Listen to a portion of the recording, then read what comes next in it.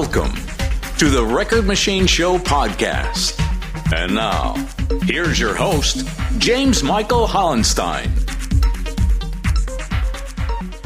It is my pleasure to welcome you to an extraordinary show today featuring an exclusive interview with the remarkable Keith Shaw. Keith is a dynamic artist in the rock Español, and pop music scenes, and his award-winning work has been acknowledged by several songwriting associations. Before we dive into the interview, let us set the tone with a musical piece. I present to you, Freedom.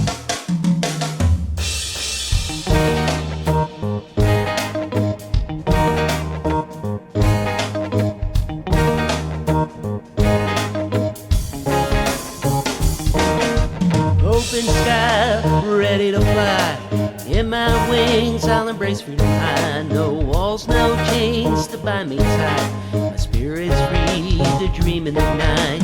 Wide blue skies far as I can glance, dreams flowing free, taking the chance. In fields where daisies gently sway, I cast off fears, let them drift away.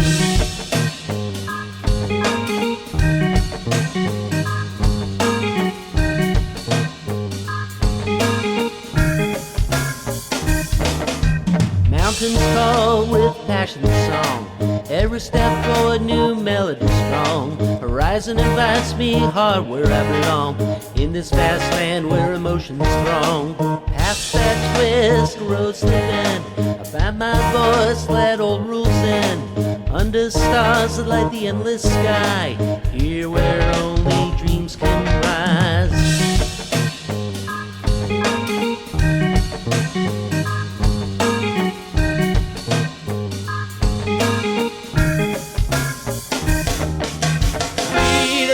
Like a sweet refrain across the hills beyond the name.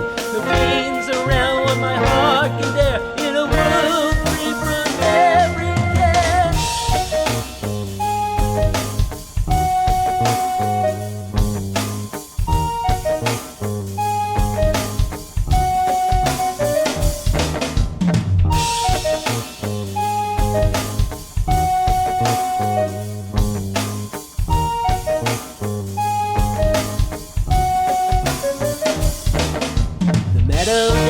With the dawn's first light, and every poppy a dream takes flight. The echo of freedom resonates so bright. This path is my reason and my right. Rising bold like the dawn's first light.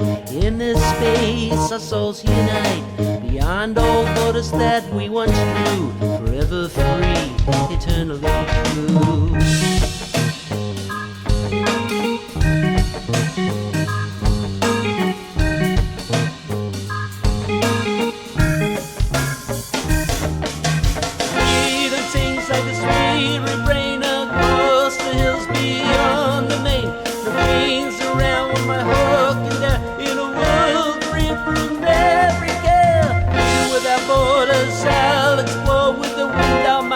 I can't ignore a world without limits, ready to adore. Under the sun free, I want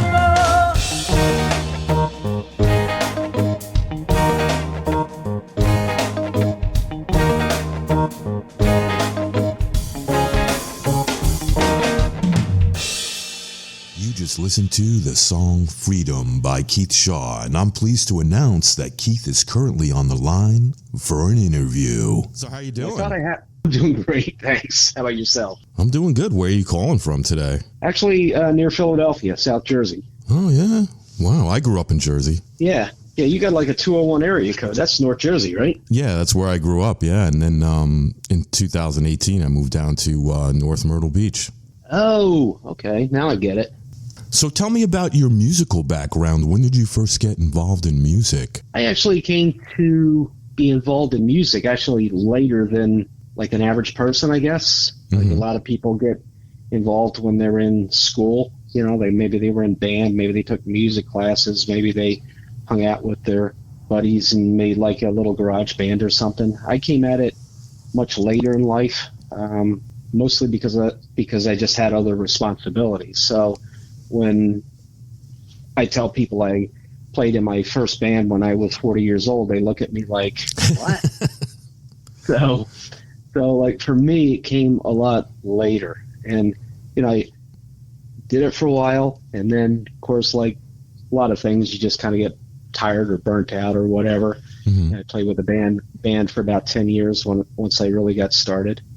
And I just got burnt out, because you're working full time and you got responsibilities, and, you're driving home from some venue at dark, middle of the night type stuff. Right. Yeah. So then I took a break for about 10 years. And then about 10 years ago this past fall, I started playing music again. Wow. That's pretty cool. Now, during that like break and stuff, were you still just practicing once in a while and stuff like that? Or you just put it down totally and you weren't even doing it?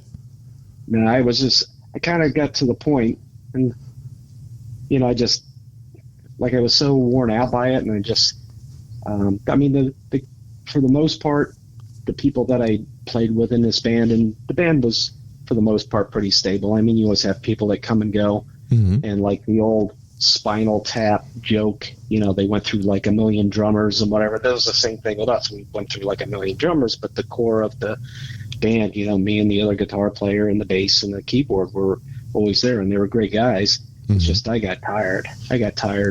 And when I stopped, I actually pretty much stopped cold. I mean, I didn't write anything. I didn't practice. Maybe once in maybe 6 months, I might pick it up and just play like a riff from a song. Mm-hmm. I don't know, like an Iron Maiden song or something. Just because something, maybe I heard an earbug on the, on Sirius XM in my car or something. I just went home and I, just play the riff from 2 Minutes to Midnight or whatever. But I really didn't do anything until the end of 2014. And then some people got me inspired to do it virtually, not in I can't say facially, but virtually, where we were all over the world, and they wanted to make an album virtually by file sharing and whatever. And there was like a person who was like the focus point, and you played your parts, and then somebody told you, "Oh, that's great, we'll keep it." And somebody said, "Hey, can you do it again and do whatever, make it more exciting, less loud, whatever." And that's kind of what got me into it. And the best part of that was I could do it on my own time, mm-hmm. but I learned a ton about having a studio in your home, because nice. I never did that before. I never did it. I can remember seeing ads in guitar magazines about home studio, and the big thing when I first started playing and get involved with a band, it was like the Tascam 4-track little studio with a cassette, right, and that was like home recording. But fast forward to in 2014, there was this whole world of all this different stuff, of different DAWs and little boxes that you can plug in and all this kind of stuff, and software applications, and that's really fueled my creativity, because mm-hmm. then I could really be experimental. Right. But at the same time, I did start doing a little bit of solo performing. Mm-hmm. And once in a while, I do a 1-off or 2-off or 3-off with like a band thing, just for some special events. Uh-huh. But it really inspired me just to go off on my own, mm-hmm. and just kind of be a one-man band. That's pretty cool. Now, I believe every artist is influenced by someone. Who were some of yours musically? Starting out was, kind of like more of the heavy edge stuff. Guys like Uriah Heep and Deep Purple and so forth. And also a lot of Latin rock bands I find inspiration from. Mm-hmm.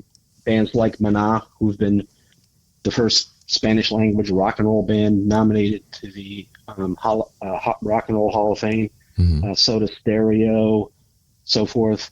That really got me excited about music. And then also, and I toyed around with it a couple of years ago, some of the more Americana style, blues style, guys like Keb Mo, as an example. So I draw inspiration from all over. Like a lot of people will say, or I'll see like little things posted on social media, the only band in the world is X.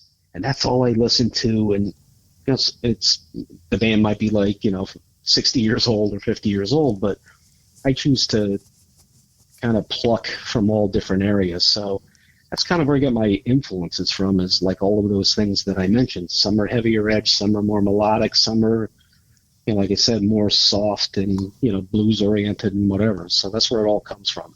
Awesome. Your most recent album, Jeans and Leather Jackets, was released in November of 24, followed by the Spanish version of that album.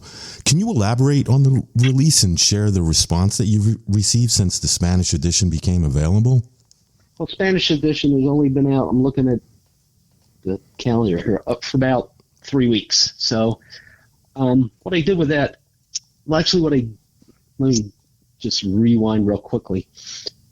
From the end of 2022 till I took like kind of a year of like I was playing music just for myself. I wasn't really creating any music, but I was writing and stuff.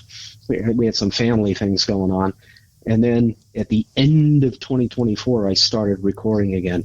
And I said, you know what would be really cool, because I have these influences like Soda Stereo and Gustavo Cerati and Miguel Mateos from the well-known Latin rock and Español legacy, who still perform to this day. I said, what would be really cool is every song I do in 2025, I'll have an English version and a Spanish version. Nice. And I would release 2 songs every month. That was my goal. Now, some people might say, oh, that's crazy. You're like flooding the market, and, you're whatever, and you're being a pain in the, pain in the tuchus. But I just said, that's what I feel like doing. I got the energy and I want to do it. So that's how that whole thing came about. It came about is one album, and then I said, I'll make a Spanish version of that too, and I released them at the same time. So the response to the Spanish songs, I wasn't sure what was going to happen. Mm-hmm. I thought people were going to say, oh God, listen to this guy, and what the heck's he trying to do? And he's like trying to pretend he's something. I actually got surprisingly good response from those songs, because I released them all singly or one at a time, Spanish version, except for a couple. And actually I still have a couple from that album that I have not released as singles. But the response I got to that was those songs was overwhelming, and I just was like, man, I'm glad I took the risk. Yeah. You never know. So I actually won I won 2 Clouzine Music Awards for Best Latin Song and Best Latin Pop Song. Mm-hmm. Got some World Songwriting Awards from that. And some radio stations still do the tagging thing. Like, it used to be a lot better like 5 or 6 years ago, and then when social media kind of got weird, and then also too, like, some of the social media places would charge people for doing excessive tagging and stuff, either by money or penalty. So it was a little hard to keep track of all, when stations were playing. But just like this morning, I'm just scrolling mindlessly, drinking my coffee through social media, and all of a sudden here's a radio station playing one of my Spanish language songs that I released last September, August. And I'm going, man, that is really cool. Like, and they showed up on, these stations' top 10 lists, when the songs were still fresh, but once in a while, like here it is, 5 months later, and they're playing Todo Está Bien, it's all good in Spanish. Nice. So that was something that was really cool. But because I spent a lot of time and energy into that, I'm not doing that this year. I'm just doing an English version. but I do have a song I'm working on. I've actually got creative block, but the plan is with this song, which is kind of sexy romancy, is actually doing English and a Spanish version of it. As soon as I get past the mental block that I have with this song called Falling Into Temptation, which, in the past 2 weeks, I've blown up what I've created with that song so many times, because I just can't find a thing that, that little oomph where I say, that's where I want to go. But that song I'll do in both languages, and then I'll do a dual release thing. And it's interesting because it's like I did release it to Spanish language stations, and some of them did play it. Mm-hmm. But what really surprised the like it made me jump up and down was English language stations were playing it. Radio stations in the UK were some stations, when I told them I had some Spanish language stuff, they say, "Oh, my show gets broadcasted in Spanish language stations, even though they're English speakers and the DJ's English and whatever. Send them to me. I'll put them on the air." So the reception to that was, I'm getting long-winded because now I'm excited about it. It was really cool. It just was awesome. Definitely. I mean, I remember back in it was like 1985 or maybe 86 when David Lee Roth left Van Halen. He put out an album called Eat 'Em and Smile, and he released the album in Spanish as well, which was pretty cool. Yeah. It's funny because I kind of got the idea, not from David Lee Roth, but I kind of got an idea from, I don't know if you remember the Tom Hanks movie from, oh gosh, probably going on 30 years, almost 30 years now, That Thing You Do. Yeah, I remember that. Remember, and they had this, The Wonders. The Wonders, except they spelled it wrong at the beginning, and it was the Oneaters. But but there's a scene at the end of that movie where the band is just self-destructing, and they're like, the leader of the band says, I'm not doing this no more, blah, blah, blah. And Tom Hanks says, "No, you have a contract." His character says, "You have a contract, and you will make so many albums, and you will do this, whatever, and you will release That Thing You Do in Spanish." And that was the kind of thing, the little light bulb that said, even though that's an imaginary thing, yeah, why not? So that helped me go down that path a little bit too, was just that little soundbite from that movie, because it's a fun movie. Yeah, definitely. I mean, you just, Yeah, I've seen that movie probably 2 or 3 times, and I remember that scene perfectly, man. And I think it's a great idea because you're widening your audience, Yeah, and plus it was just good fun. Yeah. I mean, figure I can speak the language, so I might as well try to do something with it besides, just watch telenovelas on, But speaking of telenovelas, that's actually a area of inspiration for me, because I watch those telenovelas and I get ideas from songs from them. So that's very cool. Go figure. Let's talk about songs. This podcast will present 2 of your tracks, Freedom and Who Will Fall. What are the stories that lie behind these musical pieces? The song Freedom, actually, that song I only released in English. I still have the Spanish version in my hip pocket for maybe later this year. Mm-hmm. And that the English version, obviously, it's Freedom, because we just said that. But the Spanish version, which will be released sometime this year, is called Sin Fronteras, which is Without Borders. So it's a little bit different title. And one of the things when I do an English version and then I do a Spanish version, it's not like I just translated the English version into Spanish. You just can't do that because you wind up with maybe a one-syllable word in English that goes into 5 syllables in Spanish, with all the stuff. So the word, if you translate the words, you see the lyrics are always different. But Freedom was about, not so much about having a lot of freedom, mm-hmm. but it was about not having a lot of freedom. Mm-hmm. I had the good fortune of being able to travel a lot my whole life, from my father's career, and then also from my own career. Getting to see a lot of the world that I wouldn't have probably went to on my own, but I have taken advantage of it now that I'm older, not in an employment-related type thing, but mm-hmm. The ability to go anywhere you want to go. You can say, "Oh, I have all of this freedom," but you really don't. If you want to go to some other country, you got to jump through some hoops to get there. Mm-hmm. So freedom was about, open skies, ready to fly. With my wings, I embrace freedom high, like that first line there.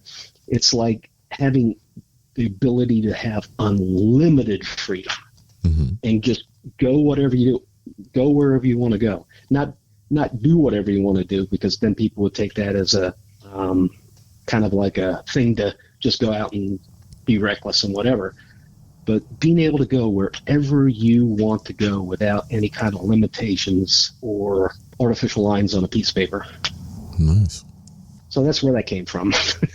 Very cool. How do you capture initial ideas or inspirations when they strike? Do you jot them down or just record them? I usually write the words first, write all the lyrics first, and then as I come up with a melody to go with it, then I start to adapt the words into what I want to do. And then, like I said, some of the titles, like that just popped into my head one day. There's a song about freedom. Like if I just told somebody I wrote a song about freedom, they would think it would be all of this kind of, standing up and saluting and all this kind of junk, but it's not about that at all. But that just came out of nowhere. The title for Who Will Fall actually came from the title of a Spanish language telenovela, and the title of the show translates into Who Will Fall. And I said, man, that's a great name for a show. So I watched the show for a little bit, and of course it's like a soap opera. But I started writing down the song. So Who Will Fall, the inspiration came from the title of a telenovela, but it has nothing to do with the telenovela. It had everything to do with what I saw going on in the world. So if you look at the cover art for that, you see three kids, and it's about the rights of those children, whether they're in Syria or Ukraine or in the United States or wherever, being denied the rights to live their dreams and all of that kind of stuff. So that's really what Who Will Fall is about. It's about kids who are denied, displaced, discouraged, denied, all of those different kinds of things that happen because of politics. Right. So it's not so much a political song, but that's where the inspiration came from. But at one time I did have a lot more hard-hitting lyrics in it, but I toned it down a bit. Because one thing I did learn, like, if you do write a song, you might get inspired by some current event type thing. Right. A lot of people aren't going to like that. If you're writing about school shootings and stuff like that, you make it into a song. It worked for Neil Young, Right. The song Ohio. Yep. But I had a song that I wrote, and it was inspired by Ohio and current events, and this was probably like 7 years ago by now. Some places said, it's too political. I'm not playing that. So I just said, thanks. I'll keep sending you stuff, and you'll find something that, that works for you. But, I get my ideas from all over, like the song that I'm working on now. It's about, it's like a romantic song, but it's about, because the title came from a telenovela soap opera thing, and there's all these secret relationships and stuff like that. That's kind of the theme of that song. So I can go anywhere. So awesome. It can be love, hate, some political type of stuff without being too political. So cool. That's where I get it from. Nice. Over the past few years, you've garnered nominations and awards from numerous organizations such as ISSA, Red Carpet Awards, Rampage Music Awards, the XMAs, the Global Music Awards. You mentioned Clouzine International Music Awards before, Poze Magazine, World Songwriting Awards, even the Elite Music Awards, to name a few. What is your experience like when you pursue something that you're so passionate about and receive an award in recognition of that dedication? I think a lot of those awards, they make me feel good, but do they really move the needle, so to speak? And next thing you know, I'm going to be on TV or someplace. I think they're mostly feel-good type things. Mm-hmm. Because even if you look at something, the highest level of a music award is the Grammys. Mm-hmm. Now, I'm never going to be deluded by saying I'm going to be in the Grammys. And I know people that are voting members of the Grammy, recording artist type thing. And, but even people who win Grammys don't go anywhere. There's plenty of New Artist of the Year Grammys. They won the Grammy, they stood up there, and then you see them on VH1, where are they now? Type of a thing. But for me, awards are more like, okay, I created something from my brain and from my heart and whatever. Somebody liked it enough to give it an award, and it's more for me than anything else. And it's not for me to go out and really brag about. I mean, I do put that on my website or whatever, because you have to put some of that stuff on there anyways. Right. But for me, it's not like geez, I won a XYZ. I'm not going to say the name of one, but an XYZ music award. Oh my God, I'm going to be a judge on The Voice. To me, it just doesn't work that way. It's just such a hard business type thing. But so for me, awards are, if I get it, it's great. If I don't get it, I mean, I can't lose sleep over it. Life's too short. Right. But it's nice to be recognized. I mean, it must feel good to see that, people out there are digging what you're creating, and makes you feel good, right? Yeah, that part of it, as I said, that, like I said, you create something from your brain and from your heart and soul and whatever, and somebody liked it enough to give it some props. To me, that's what it's about, and it kind of inspires you to keep doing it. But like, I don't have any delusions of grandeur, so to speak, more than those kind of things. I know some people that do, and God bless them, and maybe they'll get there someday. And if they do, I'll be the first to stand up and applaud. But I'm just, at this point in my life, it's just like, if I get some props, it's great. Yeah. What are your thoughts on the rise of streaming services and their impact on the artist's revenue? Well, I got, anybody who creates music, I send it out. Matter of fact, I just last night, sent out my third release of 2025, and it goes to Spotify and Apple and this thing and that thing and whatever. Mm-hmm. And, I've always seen the music business as more of a, if you make some money, great. If you don't, that's great too. I'm a do-it-yourselfer kind of guy, so I can keep any kind of investment. I mean, I've got plenty of time and plenty of brain cells and all that kind of stuff. I don't got a Brinks truck of money to, go and do all this kind of stuff. So if I get they get songs that are streaming on Spotify or whatever, which you can easily do, I don't expect to make a ton of money from it. Mm-hmm.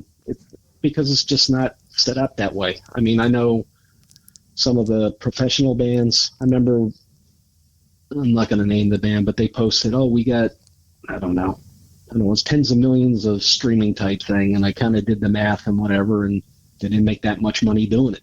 Right. So it's just a good way to get your music out there, and somebody appreciates it and adds you to their, device or whatever. I mean, that's the way I see it. I mean, as far as the music business goes, for that little 10-year window that I played in a band, mm-hmm. I made far more money playing. And actually, compared to what a couple of years ago when I was just going out and still doing some live shows at clubs and or restaurants and or whatever things, I made more money playing in a band 20 years ago when I did it. Yeah, because I did it for 10 years. I skipped 10 years, and it's been 10 years since. I made more money playing in the band and dividing it 5 ways. Wow. Between the 5 guys. Seriously. I believe you. For a bit, we could pull down probably 2 or 3 times as more money as a band would go out and get today. Because, I mean, bars and restaurants and small, like listening type of venues just don't pay a whole lot of money, and plus they throw it back on the artist. Well, if you're going to play here, you got to guarantee whatever at the gate. Yeah. So many bodies coming through the gate. To me, if you own a bar, you should be promoting your bar 24/7. Right. So part of your big thing is they have to have skin in the games too. So for me, the music business, unfortunately, is, unless you're at the top of the pyramid, like Kendrick Lamar or Taylor Swift or whatever, everybody else is, making enough just to either pay their bills, or they're just, kind of breaking even, Yeah. What are your plans for the rest of 2025? What do you got lined up? Well, I got a whole folder full of songs that I've written. Mm-hmm. So the plan is to at least get through this year with, probably one release per month of music, and then compile it into some sort of digital album at the end of the year. So mine is more about just creation, just creating musical product that, like as we talked about, that people will listen to, people will recognize, kind of give me that motivation to keep going, and that's really where it is.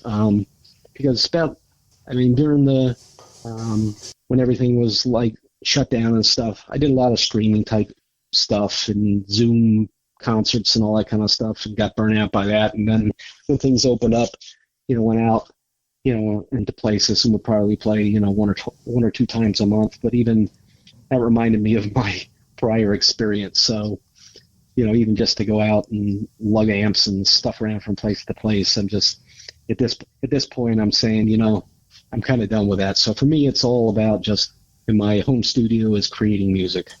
Nice. And then releasing those little babies out to the world, and in some shape or form.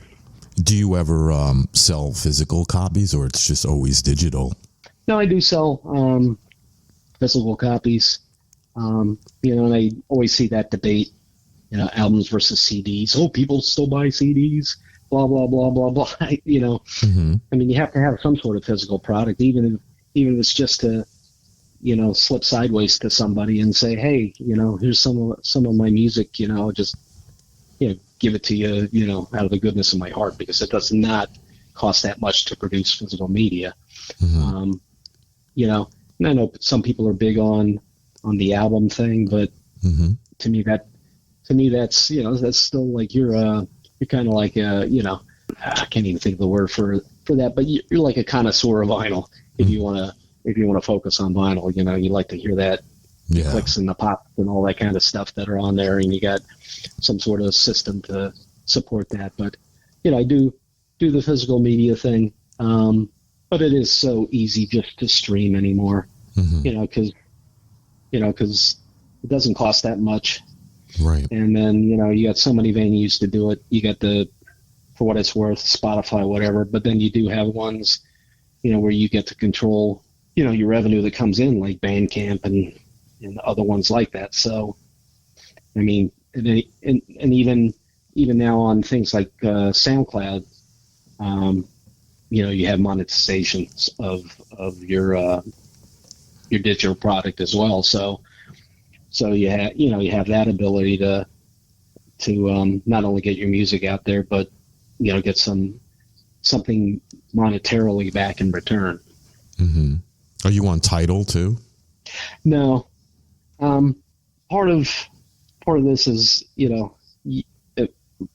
my driving force is making music, which, since I'm a one-man band, mm-hmm. and I kind of prefer that, it does eat up time to do that, because either you're spending time creating it or recording it, or you're like going like, and then you got to do it over again type stuff, and doing things like social media and all of those different things and so forth, and then managing them mm-hmm. takes an awful lot of time. Mm-hmm. You could spend hours and hours and hours every day if you were out there plowing all those fields at the same time, so to speak, because you want your stuff to grow. So I've kind of picked my spots, my limit, mm-hmm. and just kind of do that. So I try not to go out and farm in new places. I just don't have the bandwidth for it. Yeah.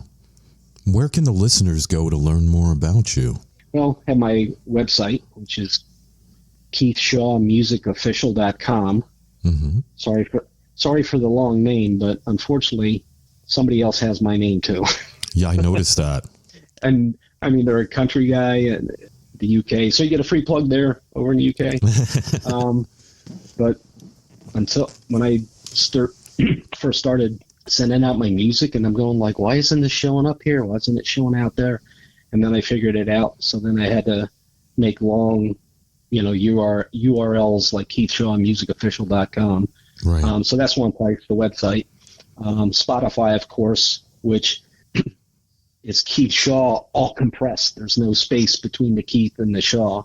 So because I had that problem too, and I wasn't going to change my name. You know, I wasn't going to change my name like Elton John did. You know, like he was Reginald Dwight. I was going to, like, how's anybody going to find me if they don't know that's me? If I change my name to, like, I don't know, Johnny Shaw or something like that. So the way I got around that, I just took out the space between my first and last name. So that's Keith Shaw with no space between my first and last name on Spotify for artists, SoundCloud, Keith Shaw Music, Apple Music, I'm on there, and all that so forth. So there's like a ton of places you can go. And then you can go to places, I know a lot of people badmouth it for some reason. I don't know why, but Reverb Nation, I'm on there too. Cool. I mean, to me, Reverb Nation's kind of where I first got somebody turned me on to it and says, here's a great place to hang your music up, so to speak, and you can do it, make your own page and all this kind of stuff. So that's kind of where it started. And then it just grew from there. And Bandcamp too. Yeah. Don't forget Bandcamp. So, yeah. My Bandcamp page, but if you go to my website, all of those links are there.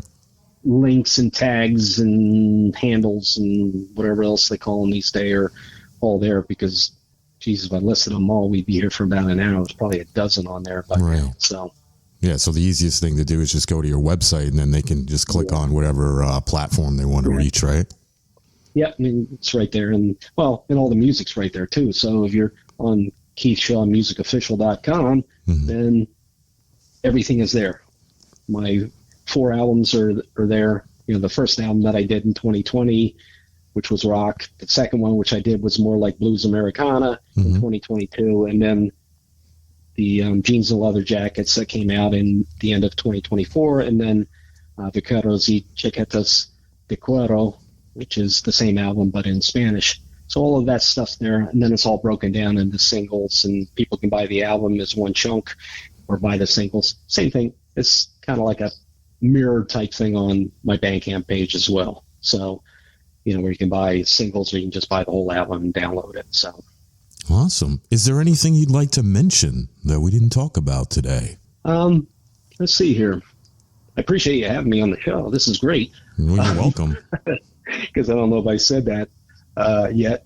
No, I am just happy that I have the energy to still do this. I mean, I'm really, I keep wondering because I ain't, as we said at the beginning, I started this later in probably 95% of the people that do music. I'm more like in the, God, I can't remember. I think she was an artist. I think it was like the Whistler's mother person who started painting at like 80 years old. I'm not 80 years old, by the way, but they started doing something and became well known, and they started way late in life. That's kind of where I'm at now, and I wonder how long I'll still have the desire to do it. So as long as you see music or stuff on social media of mine, you'll know I'm still doing it. So that's really about it, because you never know when you're just gonna, or whatever circumstances are gonna make you, need to give it up. But I do a little bit of music every day. Once in a while, I'll take a day off and just say, you know what, just gotta step back from this, or else you're gonna, you're just gonna frustrate yourself. But it's a lot of fun. I mean, it really is. Well, that's the important thing, as long as you're having fun, because when you stop having fun, it's probably not worth doing it anymore, right? Right. Yeah, it's like the I used to play, when I did play live, I would mostly do my original acoustic versions of my original songs, which have gotten harder and harder to do just because my songs have gotten more complicated. But I used to play a song, and some people would go like, oh my God, it's like easy listening or whatever. But there's a band from the 70s called Bread. Remember the song, band called Bread? Oh, David yeah. Gates, great songwriter, became like a big guy in Nashville and all this stuff. He wrote a song, it's probably 50 years old by now, called Guitar Man. Yep. And it talks about this guy who is like way past his sell date, but he just keeps doing it. He just keeps doing it, even though like the crowds are thin and nobody cares and all that, but he just keeps doing it. So I kind of see my music kind of like that. I'll keep doing it and keep doing it. And when nobody listens anymore, or like when I send out a song and I get more no's than yeses, because when you know, because I have a nice detailed list of all of the stations that I built relationships with over the years. Mm-hmm. And they're always nice to ping me back and say, hey, we're adding this to the thing. Oh, we're doing this. Or they'll, like I said, you know, they'll put a tag of you on social media so I know what's going on. The day that I send out my list of stuff and they all say no, then maybe I'm the guitar man. Yeah. Hold up the tent and close the circus and ride off into the sunset and, you know, a big cloud of dust. I don't know. Yeah. Yeah, that's you know, that's all you can do. It's do it until you don't want to do it anymore, you know? Yeah. That's all you can do. So. Yeah. Well, I want to thank you so much for coming on the show, Keith. I had a great time talking with you about your music and your life stories. I think you're great. I think you're very talented, and looking forward to hearing more great stuff from you. Yeah, like I said, I just sent out a song yesterday. That'll be officially released, you know, because you do that thing and it gets in the queue at the. I use CD Baby because I just like them. I know a lot of people don't like them, but I see people complaining more about other music distributor things. But I love them. They do a fast job. Mm-hmm. But on March the 7th, which is a Friday, my third single called Welcome to the Freak Show will be coming out. Awesome. And that I had fun. Because I make my own artwork too, so I had fun making that artwork. So because it's kind of about like a circusy theme that kind of addresses a lot of stuff.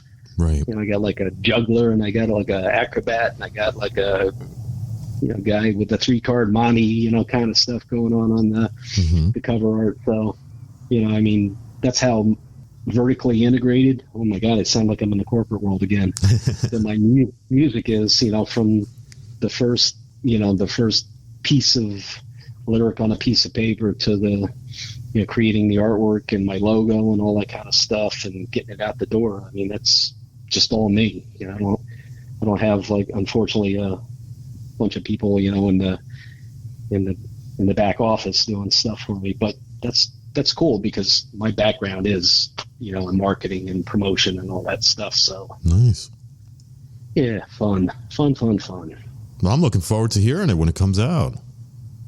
Yeah, it's got some 6-string on it. It's got some 12-string on it. Mm-hmm. I had some fun with a phaser effect. So I said, man, I got to record this little piece, and then I just saved it someplace, and then I said, I'll do the guitar solo on it. But yeah, it's kind of a little bit of it's punky rocker, sort of, not punk in the, you know, in the Ramones or, you know, Black Flag type stuff, but for me it's like more of a punkier song. To me it is, but punkier it's a rock song with a little punky edge to it. It's cool. So will that be part of another album in the future?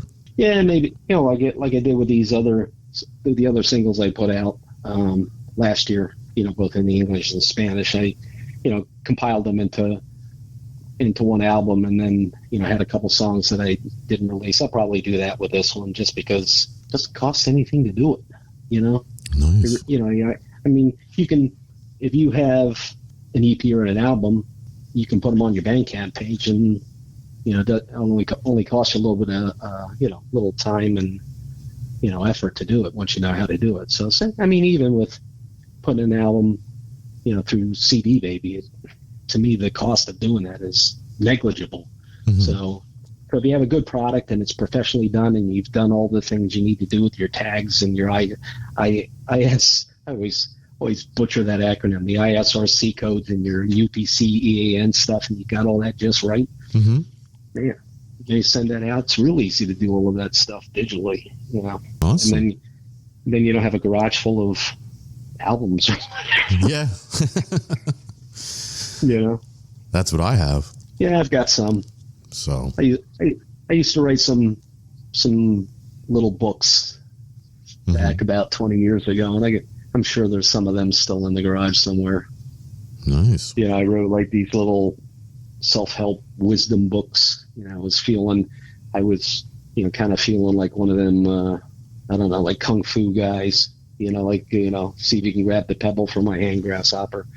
And stuff with kind of like this, Asian wisdom and whatever, because it was big into martial arts and stuff. And yeah, I'm sure I'll find a box of them in the garage somewhere when I do the next big cleaning.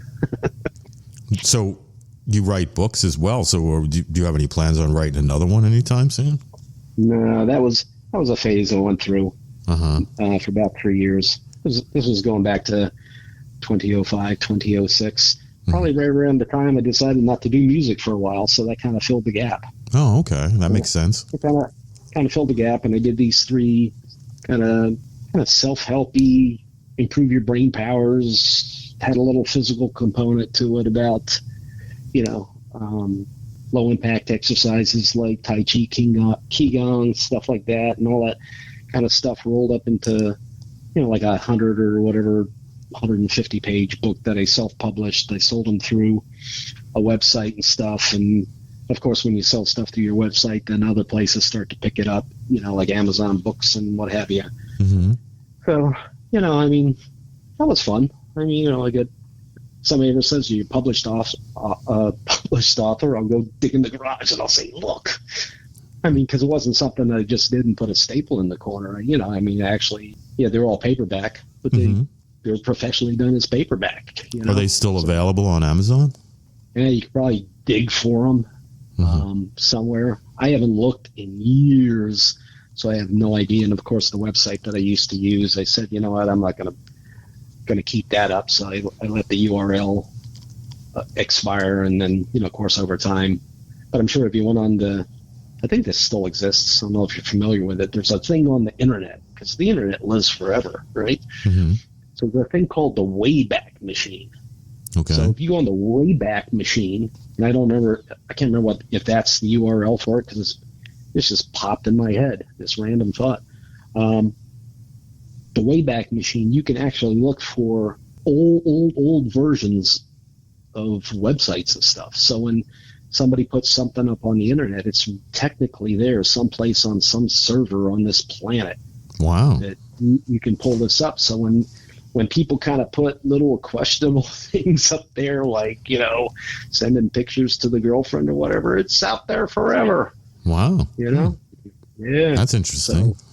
So you want to be careful.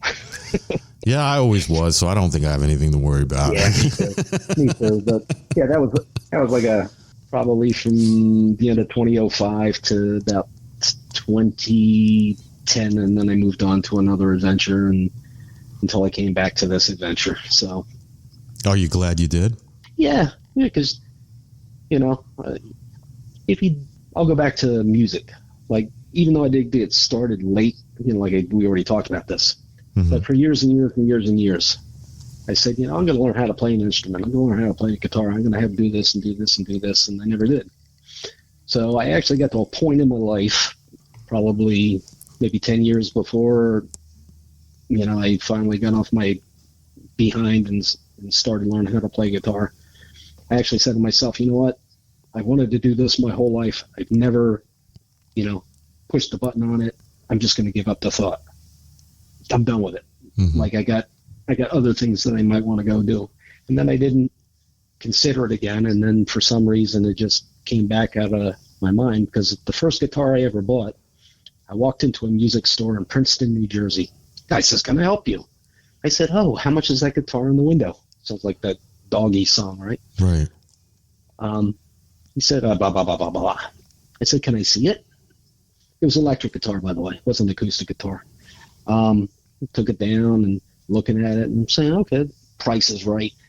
The price was right, because I said, what happens? I said to myself, what happens if I do this and I really do hate it? And but I bought this guitar, and I don't even remember what I paid for it. The guy says, "Here's an amp here. Do you want to plug it in and try it out?" And I went, "Well, I don't know how to play guitar." So the guy taught me an E chord or something and said, "Here, just play this and tell me if it sounds good." So I walked into the store, bought the guitar, had no idea how to play the darn thing. Mm-hmm.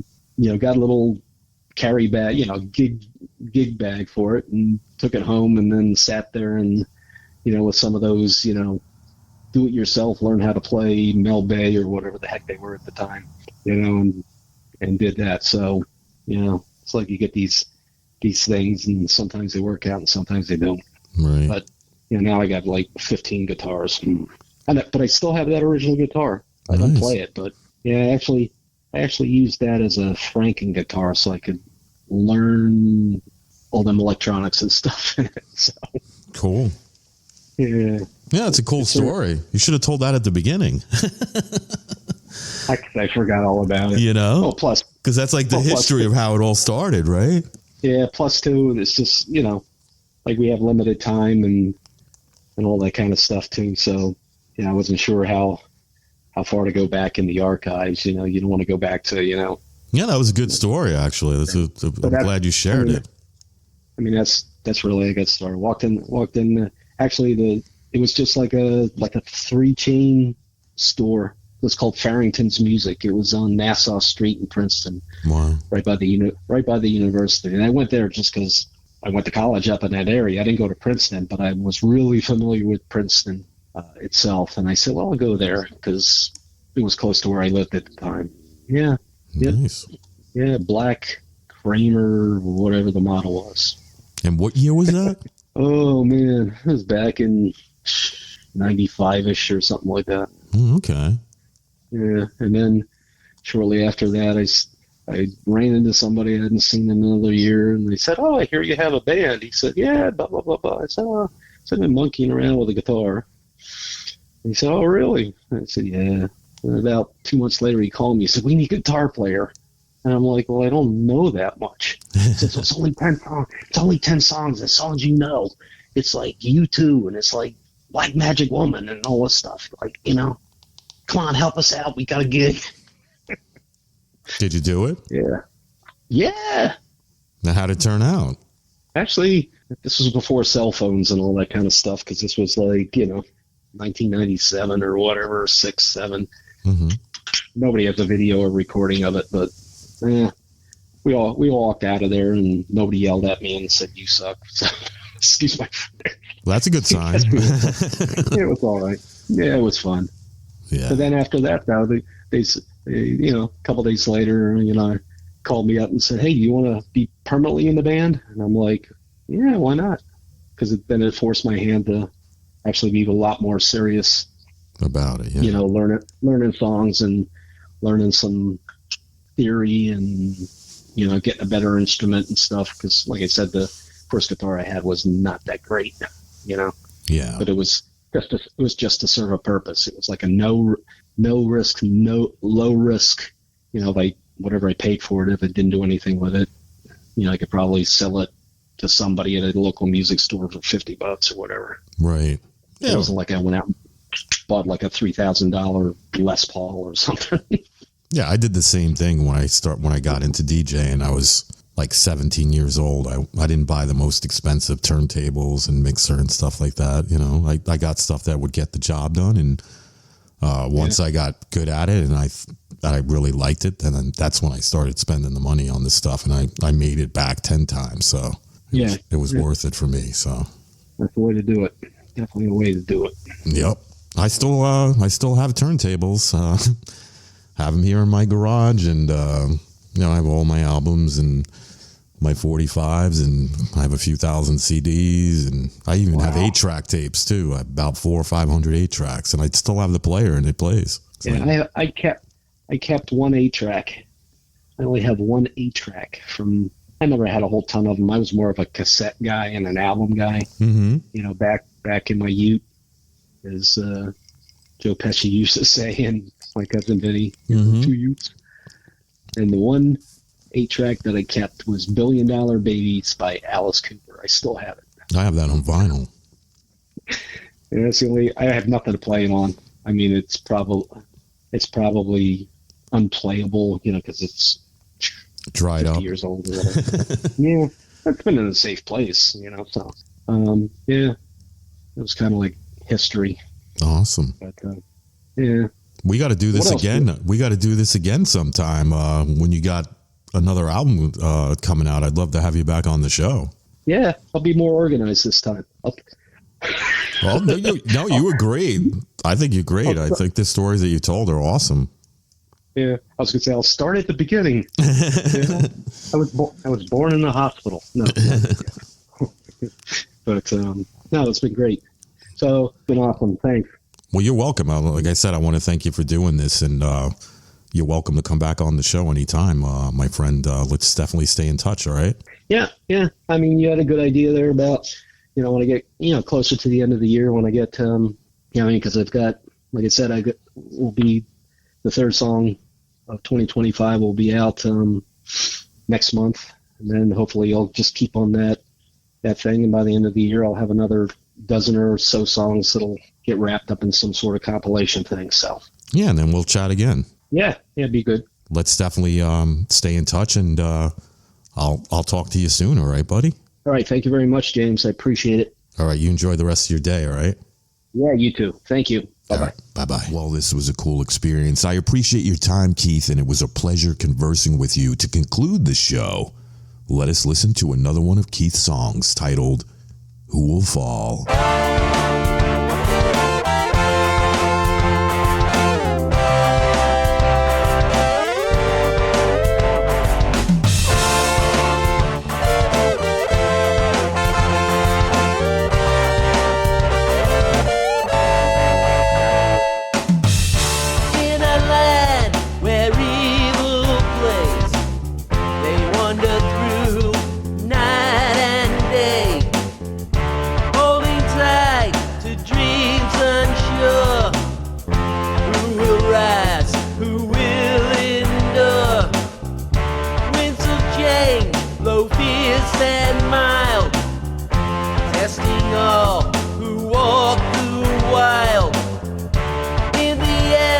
When darkness calls, who will stand and who will fall? Who will fall when the curtain closes? Who's left standing? Through the storm, through the flame, who's untouched? Who's not the same? When the echoes rise on the wall, in the silence, who will fall?